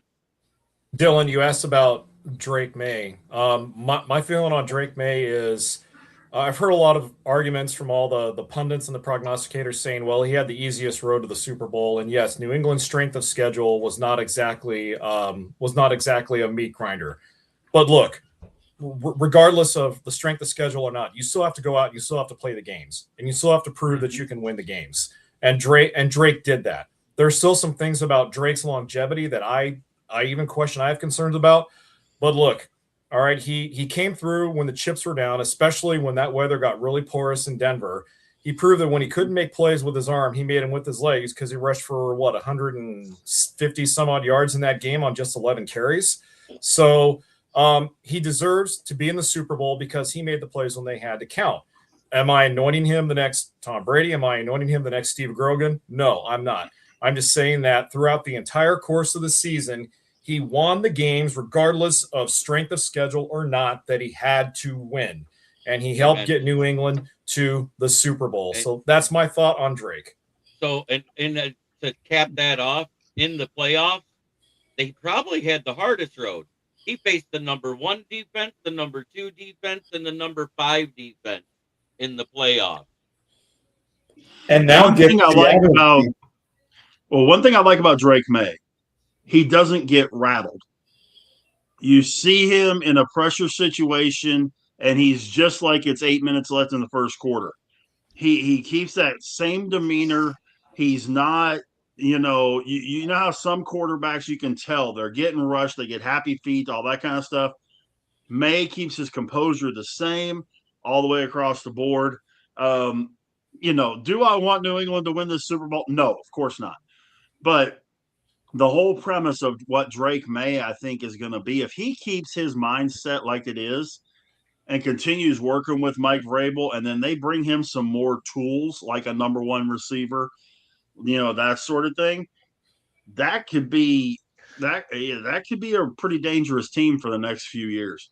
I think it really could. I like Maye. I wasn't sure about him when they drafted him. I really like him now. According to Patriots media this morning, Drake Maye hurt his shoulder in the AFC Championship game, and there's a chance he may not even be able to play the Super Bowl. Drake Maye's playing the Super Bowl. Sam Darnold playing an oblique injury. They're fine. It's his throwing shoulder, bro. It is. It's his throwing shoulder. If it hasn't healed by next week, he won't be playing. And I'm not worried. if they run out Josh Dobbs, the Patriots are cooked. Drake Maye if they run out Josh Dobbs, Seattle will win by 20. That thing will have to be falling. I agree with Dylan. That thing would have to be falling out of the socket for him not to tape it up for one more outing, or at least try to. I mean, he would literally have to have a tear in his rotator cuff or a separation or something like that. I think sometimes I think he might play even if he did. Hey, if Ronnie Lott can rip off his own pinky finger, Drake Maye can play with a separated shoulder, damn it. Hey, Logan Mankins played the Super Bowl with a partially torn ACL. Phil Rivers played an AFC Championship with a partially torn ACL. Logan Mankins Jack from Youngblood played the Super Bowl with a broken leg. But none Jack of that Youngblood is played your the Super Bowl throwing 14 with a shoulder. broken leg, man. Oh, by the way, speaking of bowl, with Evan here, I think we have to talk about it. The biggest joke in Pro Bowl history. Shedeur Sanders is a Pro Bowler? What? That's not the biggest joke in NFL history. The biggest joke is Jamarcus Russell. The biggest joke in the Pro Bowl is Tyler Huntley, even though I love Tyler Huntley. No, the biggest joke in the Pro Bowl is the fact they call it the Pro Bowl when it's flag football. And I was gonna get there, but I chose to go the high road. They put him in there because of injuries. Because of injuries, and because he sold the number 1 jersey. Anybody that classifies the quality of a player, and I've been saying this for a while, some of you guys already know this, that classifies the quality of a player on the number of Pro Bowl appearances is completely off base. Because they've been substituting and flipping and flopping guys as Pro Bowlers. There's been like the 6th string offensive tackle is classified as a Pro Bowl. The 7th or 8th or 9th quarterback, because of injuries or because of not wanting to play or whatever, becomes a Pro Bowler. No. That doesn't fly. If they want to only give credit to the ones that get named, that's fine. But if you're going to classify the quality of a player by how many Pro Bowls they made, no. It's become a joke. And that's kind of like not the same thing, but almost like the Hall of Fame. That's kind of my worry there, too. You're doing the same. You're coming up with all this stuff, and Evan's absolutely right. We had Tyler Huntley, who has played 3 games for the Ravens in the Pro Bowl, and the Ravens last year had Daniel Falele, who's I think the worst offensive lineman I ever saw. Because I think it was snap count or something like that, where he had more than everybody else. Like, you have too many. And you were talking about Hall of Fame, Rev. The big difference between the NFL Hall of Fame and the Baseball Hall of Fame is that the NFL Hall of Fame, you have a number that goes in every year. Baseball Hall of Fame, there's been years that they didn't have anybody go in. They might have 1, they might have 3 or 4. They've had years where nobody went in off the current generation, which is fine. They didn't get enough votes. Oh well, too bad, so sad. Which may happen next year, to be perfectly honest with you. But in the NFL, they put 5 to 7 guys in every single year, depending on how many votes they get. 5 to 7 guys every single. Well, that means that there's going to be guys that, honest to God, don't deserve to get in. We went through the finalists or the semifinalists a couple weeks ago. There were guys on there that we all agreed, no. Some that Drew Brees, Larry Fitzgerald, no brainers. Some you could discuss, but when you have to put a certain amount of guys in, that's a problem. It waters it down. Here's the other thing. Tyler Engstrom is out as the Jets OC. Not that I I didn't expect that because that offense was horrible with the rookie offensive coach. And with a rookie defensive-minded coach, that's where he made his mistake. He should have got a veteran offensive coordinator. We've said this before about rookie head coaches. If you're defensive-minded, get a vet offensive coordinator. If you're offensive-minded, get a vet defensive coordinator. It's just common sense that that's what you should do in your first year, and that's the biggest mistake Aaron Glenn made because let's face it, week 4, everyone on this panel had more net passing yards than Justin Fields, who had -10. I think like the Jets are going to wind up with Ty Simpson or Trinidad Chambliss possibly a quarterback for them. They're not going to do it with the first pick, but they got those 2 picks. So I think that's they have 3 first rounders. They can get them in the first round. I don't. I thought that was next year. They got 2 this year and 3 next year. Yeah, well, year. They got 1 from Dallas. They got 1 from the Colts. They also got 1 of each next year from those teams, I thought, too. I think it's only 2. They got 5 picks total.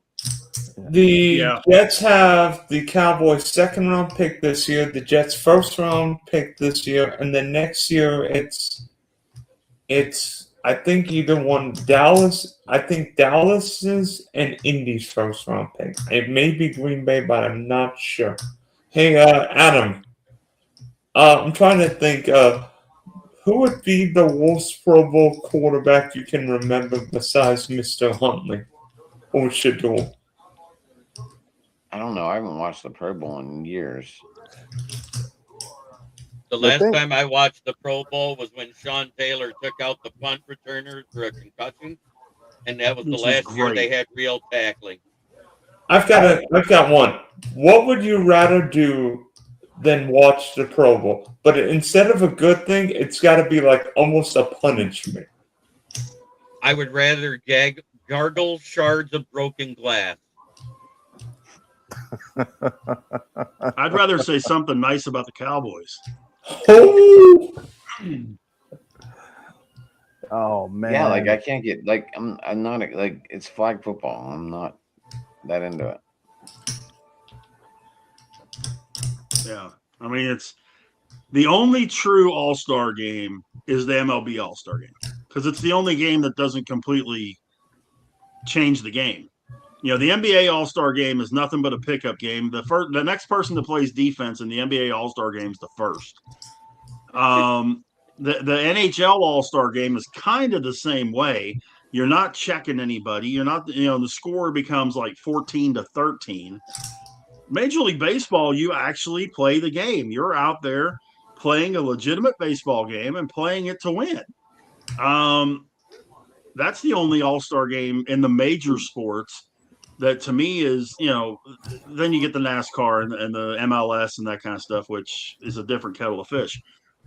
But to me, MLB is the only one that's really worth watching. The thing I remember the most about the Pro Bowl, and I'm being serious saying this, is when Peyton Manning just ripped apart his own kicker, Vanderjack, called him an idiot after Vanderjack came out in criticism after they lost the playoff game. We're talking about this idiot kicker like this. Why are we even talking about this idiot? Didn't he call him a drunken cook? Didn't he call him a drunk kicker? Called this drunk. Yep. And of course, he never played for the Colts after that anymore. By the way, we also found out today the Buffalo Bills have named Joe Brady as their next head coach, which sort of surprised me. Didn't surprise me. I wasn't surprised. No, it didn't surprise me at all. Want to know why it didn't surprise me? Because they were stupid enough to let McDermott go and then blame him for drafting Keon Coleman when we heard Bean rave about Keon Coleman the entire combine. What was funny for the Bills is they were going to interview Mike McDaniel.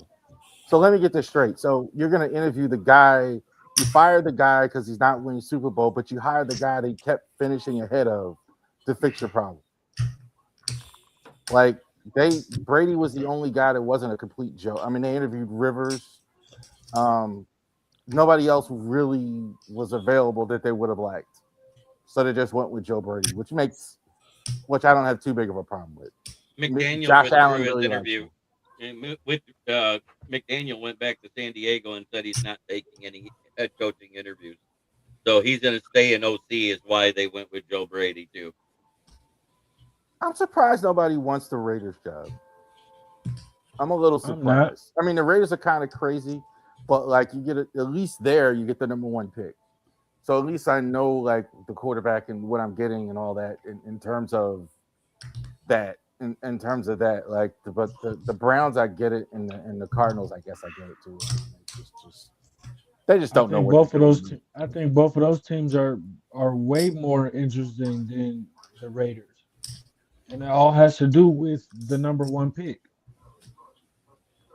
When you look at quarterbacks now, majority of these franchises that are drafting quarterbacks every 5 years are looking for an Instapot meal at quarterback. And you're going to take a guy who wasn't on the radar at Cal to be in the draft last year, goes with Kirk Cincinnati, wins a championship. You earned it. Congratulations. Now I'm about to go to this poverty-stricken franchise that has no receivers, barely know what they have in a running back that they didn't have to take in the top 5 or top 10, whatever it was, and they still have no offensive line. So then you're telling me I'm going to go get this job, and if I can't win more than 5 games, I'm out. What you only get to be a head coach so many times. They don't have anything there that's worth keeping other than the tight end. So why continue? Why would you take that spot, especially if you're a Udinski or a Shieldhouse, or even a Cliff Kingsbury or a Mike McDaniel, because they only got 1 shot left. I mean, I think Cleveland, I think if you like Shador, I'm surprised that nobody likes Shador. Like, I think I'm actually a little surprised that nobody wants, because if you like Shador, you want that job in Cleveland. Because that's most of it for these guys. If you got a quarterback that you like, the ownership you don't want to deal with. Like this. Yeah. It's the owner and it's the Shadorians. I wanted Shador at number 2. I'm not trying to hide it. I'm not trying to hide it at all. I wanted Shador at 2. But the problem that you have with Shador that I think scares a lot of coaches in general, especially because of the owner that we have, who is the biggest problem of it all, is his fans. And if you're a Shieldhouse, if you're Grant Udinski, if you're one of the younger guys, that's scary to you. If you're an Anthony Lynn, if you're a Todd Monken, and you don't have a great relationship with Jim Schwartz, and I'm already being forced to keep him, and I watched you force out a coach that the rest of the league respects. Well, I mean, Evan, I How would I deal with that? I found out that Grant Udinski's going to not going to Cleveland, which told me, Yeah. I mean, the Browns want coaches writing essays saying why they should get the job. But that's nothing new. That's something that Doug McDermott did. That's something Kevin Stefanski did. That's something that Hugh Jackson did. They've been doing that for a long time. And my argument to that is you do the same thing with the draft.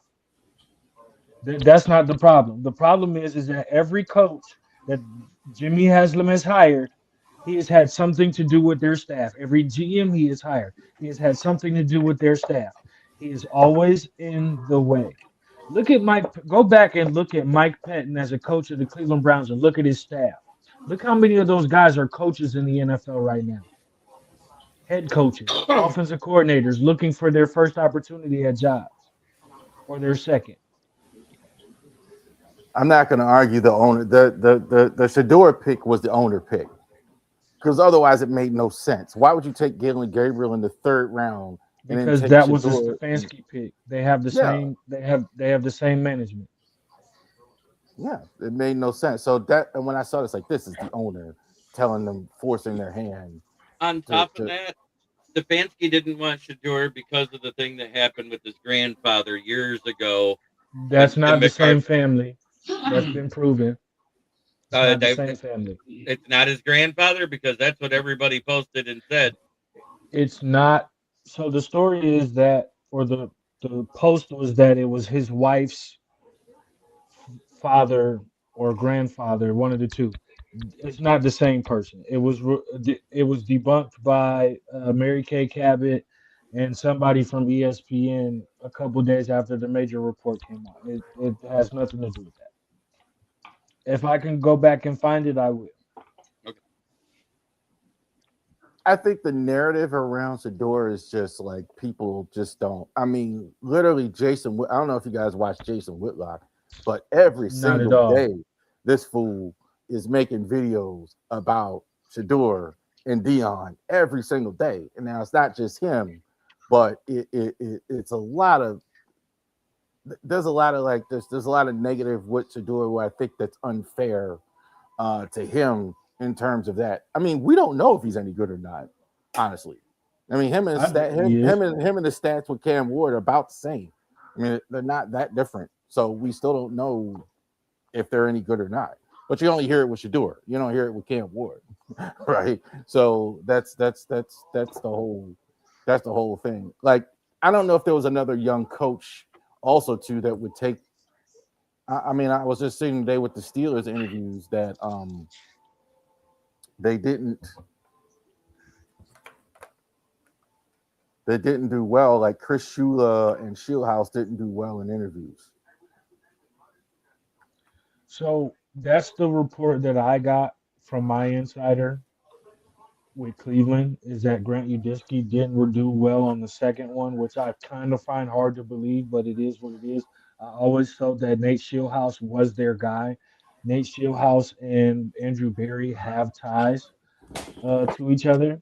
It's a long lineage tree to try to find, but they have ties to each other.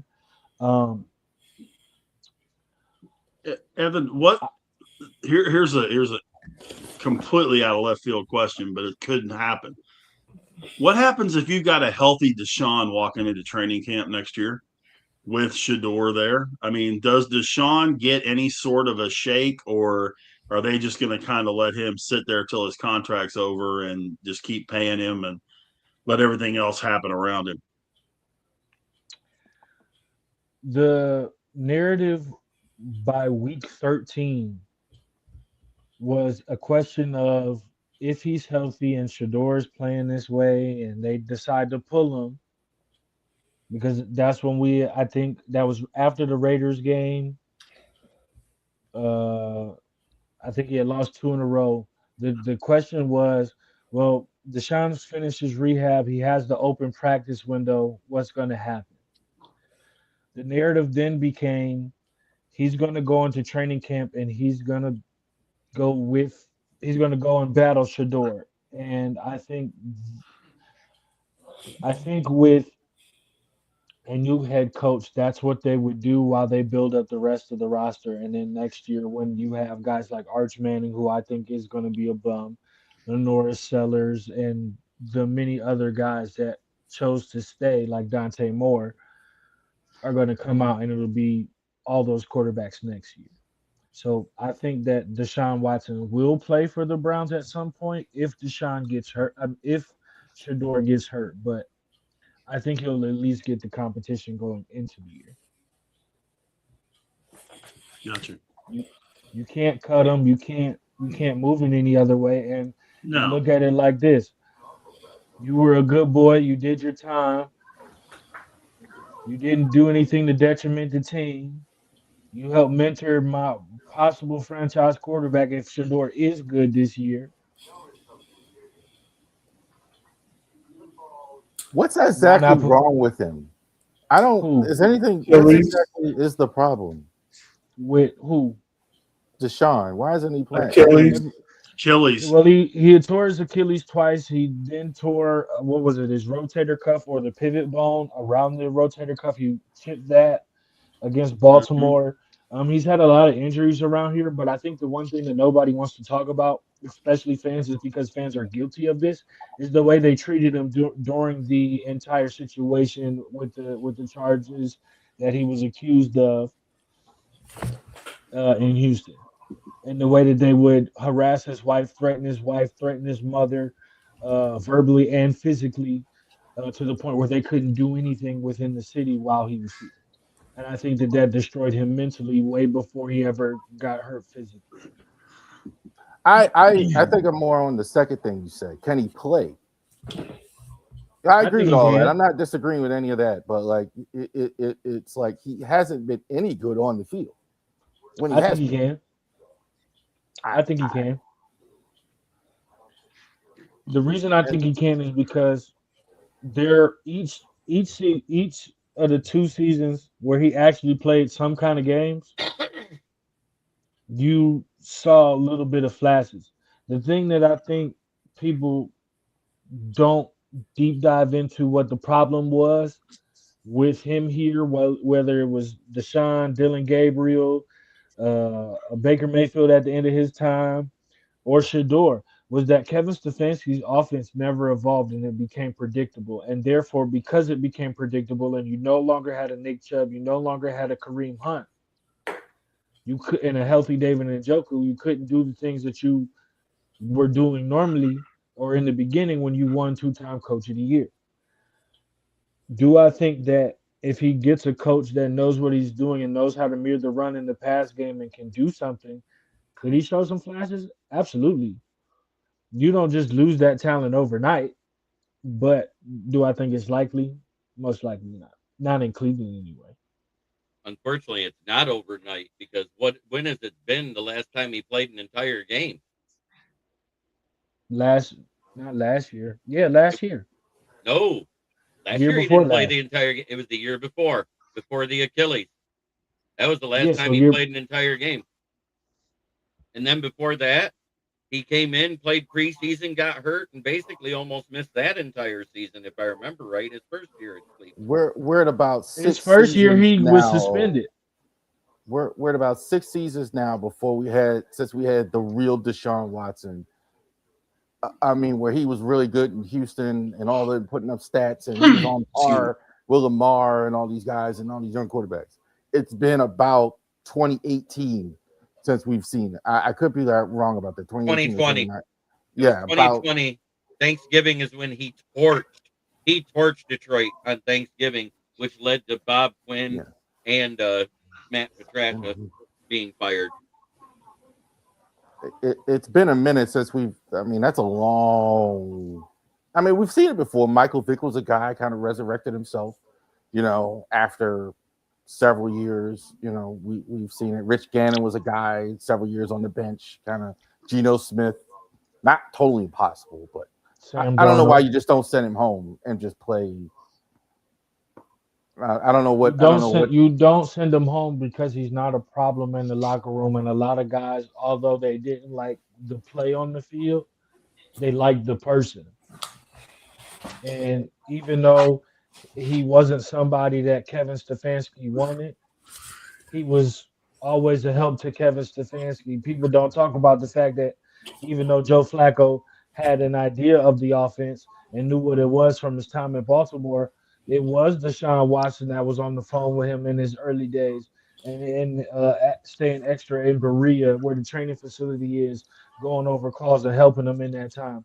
It was Deshaun Watson who was giving his extra time in training camp to to Shador and to Dylan Gabriel.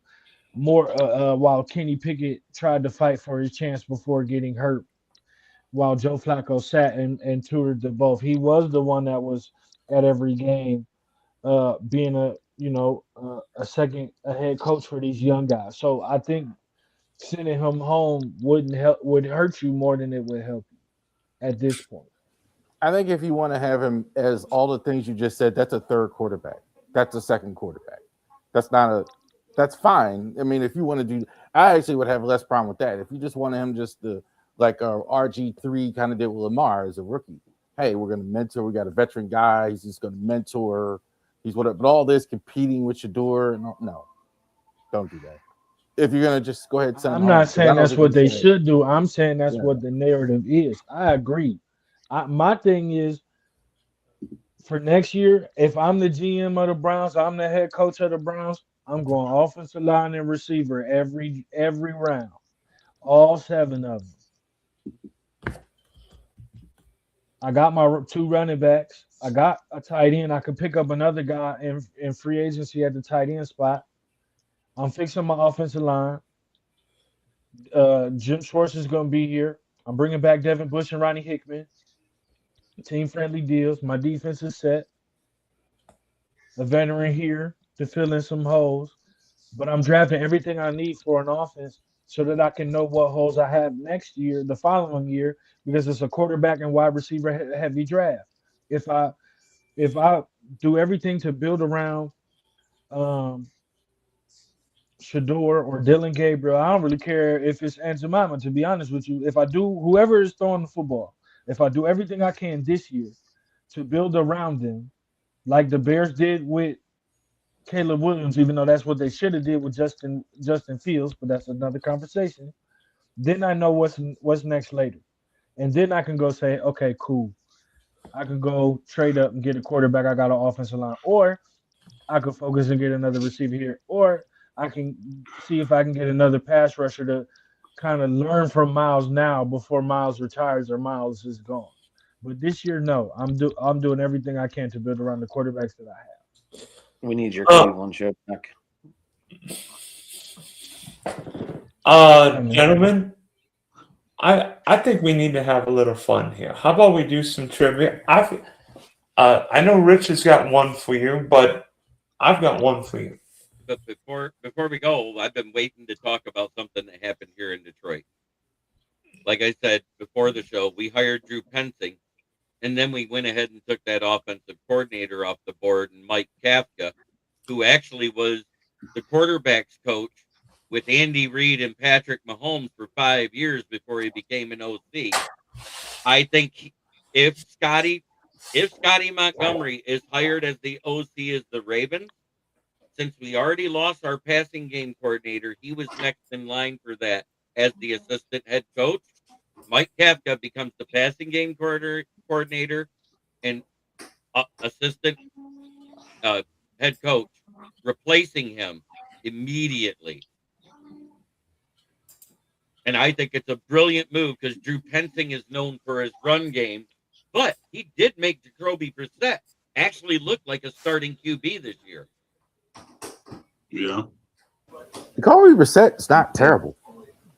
No, I think just he's been halfway great. decent there. He's actually been halfway decent every time I've seen him play. I mean, he's not a great starter, but he's not, he's a decent backup. He's a solid backup. He's probably top 5 backup in the league as far as that Backup goes. QBs matter. Yeah. Look at Broncos. They had to bring in Stidham. He looked great in the first half while the weather was clear, but as soon as the wind started blowing and the snow started blowing around, he was dog crap. Well, okay, but whenever anybody is going to be dog crap in that kind of conditions, I mean, let's be honest. I mean, Drake Maye only threw for 86 yards the whole game, so Well, you know, I don't care who you are. It could be Joe Montana out there. It ain't going to matter. I've been saying it all. I've been saying all year. That New England defense is no joke.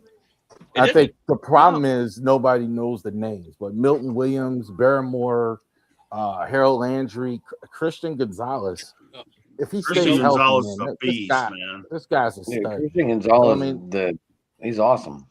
Hey, we know the name Barrymore for the wrong reasons this year. The same reason why we heard Stephon Diggs for the wrong reason this year. Diggs has also been better than I thought he would be. I mean, honestly, I didn't know. I think the only reason that was like they kind of looked at was the best they could do. Diggs has been very good for them. Oh, Diggs, yeah, I did. Diggs has been Diggs and the whole receiving group has been better than I thought.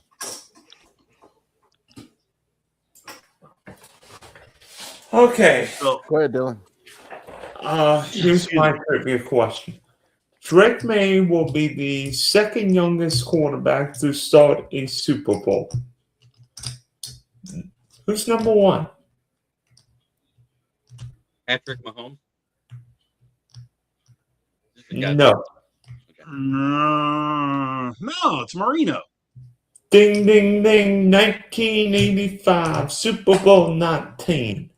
Maybe the best. He's going to go to a bunch of them. Yeah, that didn't work out. Whoop, whoop, whoop. What's your trivia for us, Rich? We know you've got 20. Dylan didn't catch that. That's what everybody was saying at the time. Like this is gonna be the dynasty, blah blah blah, and he never got back. If they would have, yeah, if they would have ever gotten him a running game, Rav, What ever had gotten him a defense? running game. I agree. Oh my God! I But absolutely agree. I got a quick one for you guys. This one should be. I think it's going to be relatively easy, but it's multiple parts. What is the worst record for a team to get to the Super Bowl? How many teams have had that record and gotten to the Super Bowl? Wasn't it the Steelers? And who are they? 7 and 9, correct? No.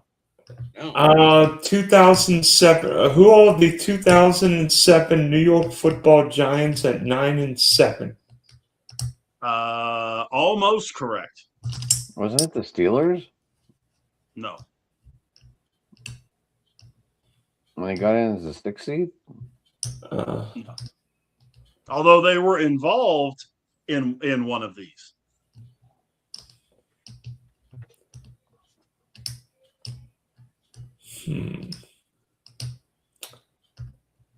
Redskins? The Chargers, San Diego. 2010 Green Bay Packers. No. Oh, are we going back to like the Raiders with Jim Plunk in like 1980 or 1983? There's one way back and one not so far back. Yes. Was it the Jaguars? We haven't made a Super Bowl. Super Bowl. Oh. I remember. Jaguars. Oh, that's right. It was the AFC Championship game. Sorry, LA Raiders. It's not the Raiders. No. I was thinking the Patriots years ago when they played the Bears. It was a wild card, and that was a big deal. Like in '85. They were a wild card, but they didn't have this record. No. Wasn't it Detroit way back when on one of their first championships? Detroit hasn't been to a Super Bowl. It's strictly Super Bowl. He No, said it said Super Bowl. championship. Oh, it's Super Bowl. Okay. It said Super Bowls. Yeah. I thought you said. Would you like for me to narrow it down just a smidge? Yeah, because I'm like, there's so many decades and so many bad teams that have made. Both teams. No, both teams went 9-7.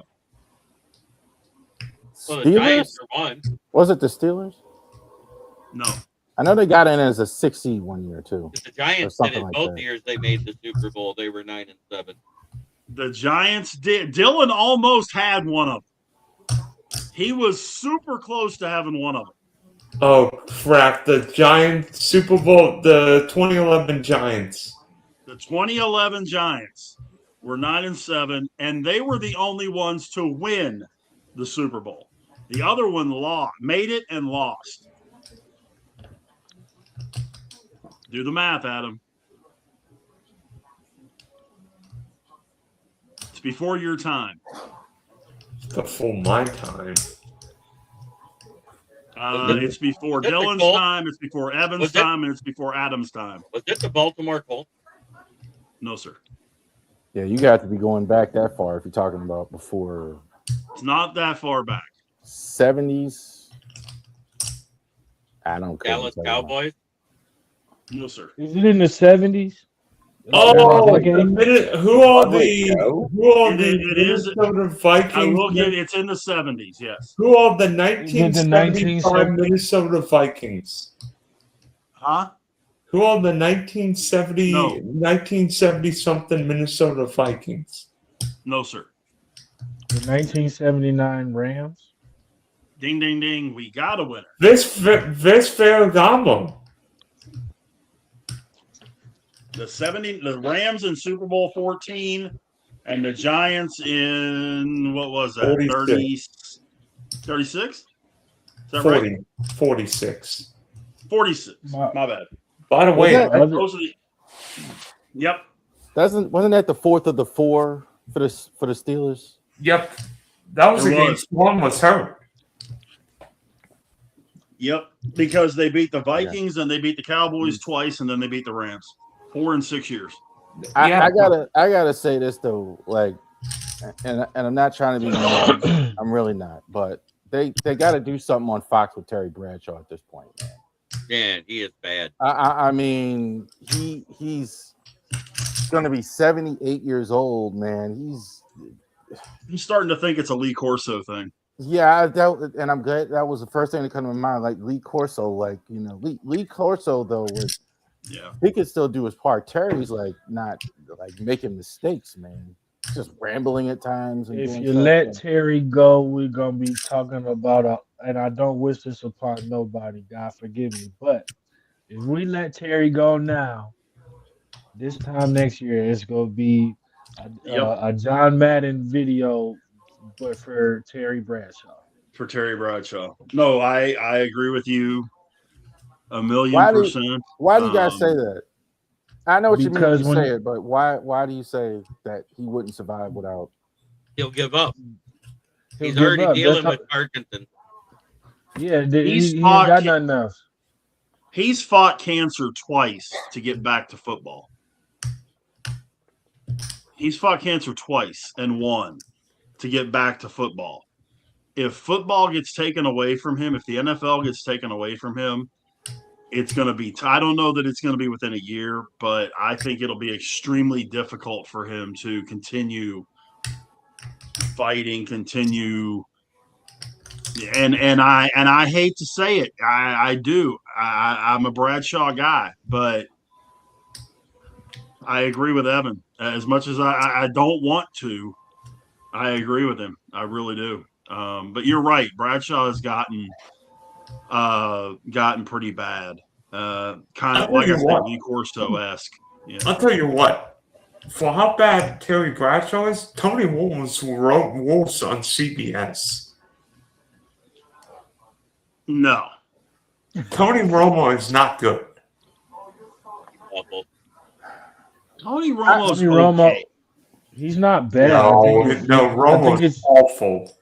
I don't think he's awful. I just think he had such a hot start. Now that he's not super hot anymore, it's kind of hard to live up to what we expected or what we got used to.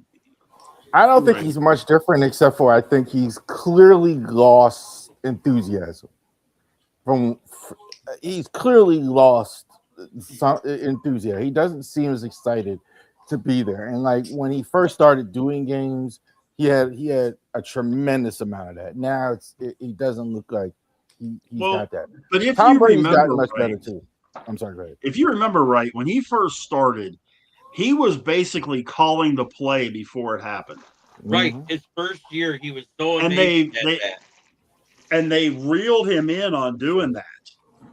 They didn't want him doing that as much, which last I looked, that's the color commentator's job, is to provide insight to what's going on. The play-by-play guy tells you what's going on the field. He watches the ball. The color guy does everything else. And Romo was doing a great job of that. And for whatever reason, CBS said, well, wait a minute. I don't know if it was the fact he was overshadowing Jim Nance or what. That might very well be what it was. But they reeled him in. They didn't want him, because if you notice, he doesn't do it as much as he used to. He may do it once or twice a game. He was doing it once or twice a quarter when he first started doing it. And that was part of his panache, not doing it anymore. I think Brady's horrible. And it's not just my Wait. I'm gonna inject you on. I think Tom Brady's gotten a lot better. Yeah, I agree. I think he's bad. I think Chris Collinsworth. I've always thought Chris Collinsworth was bad. I think Chris Collinsworth and Tirico were fantastic this year. I thought that I'll tell you what, Tirico Collinsworth Week 18 broadcasts are the best one in the year by far.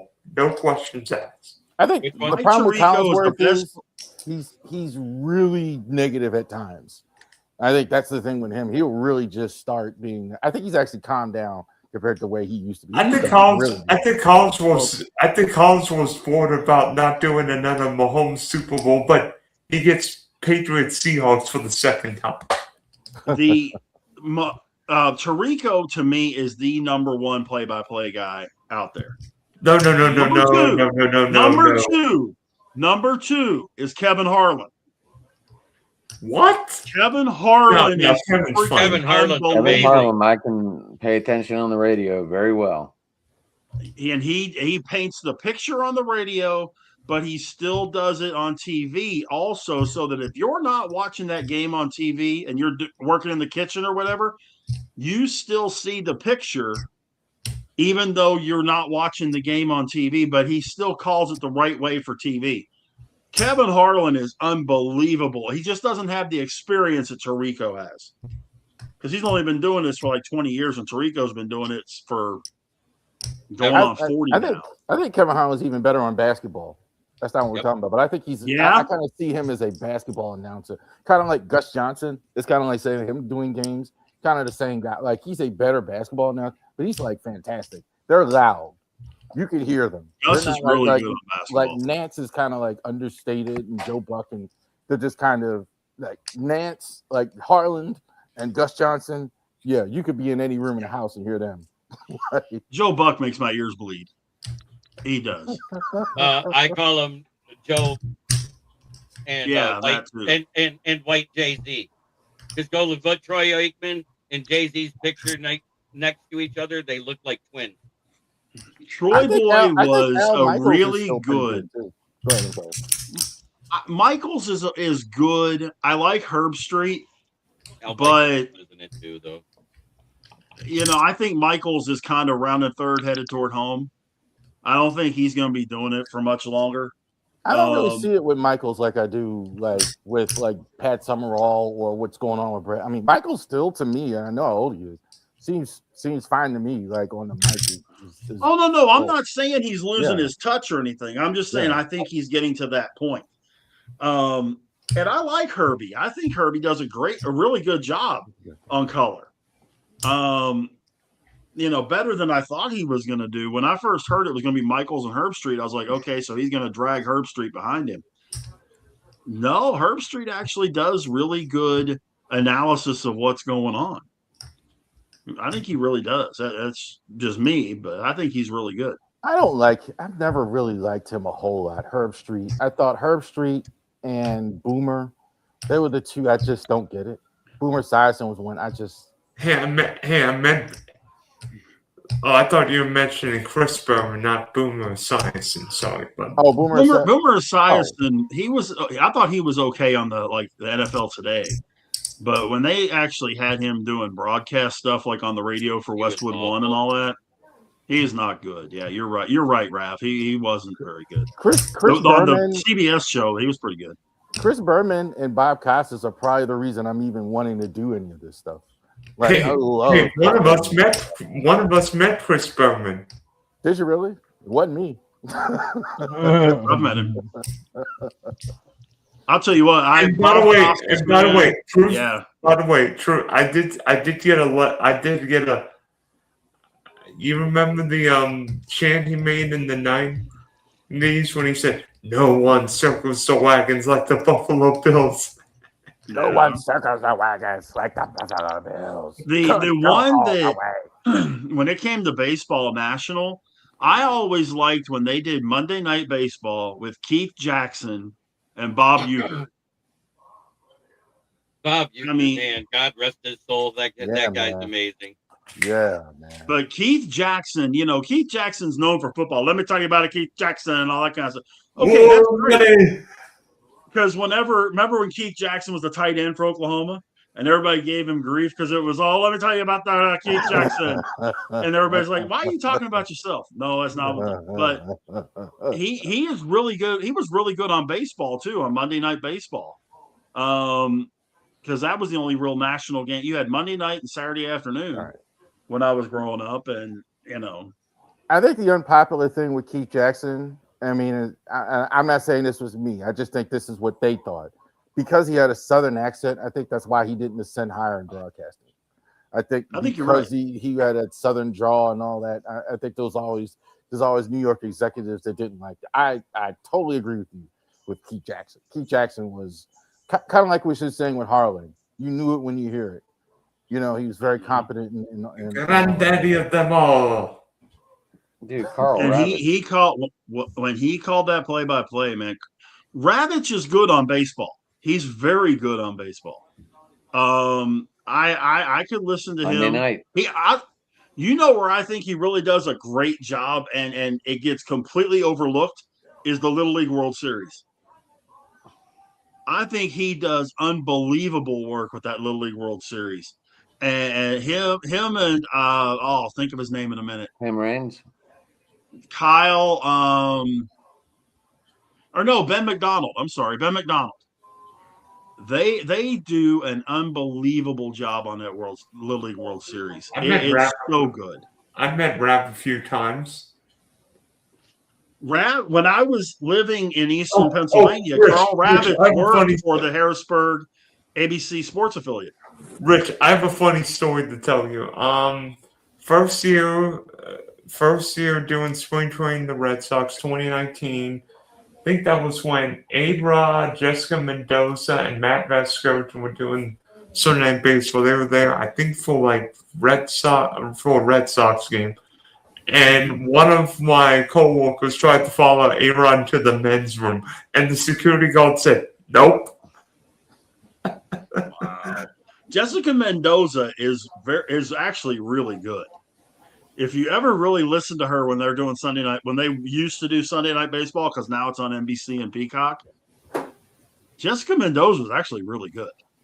Nobody ever paid attention to her, but her insight on what she saw was really good.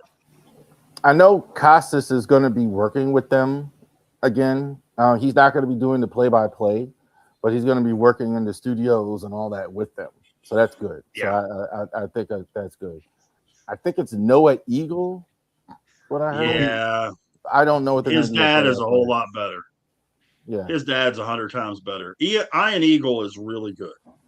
Noah, not so much. I totally agree with that as well. But like that job that's a hard job, that play-by-play stuff.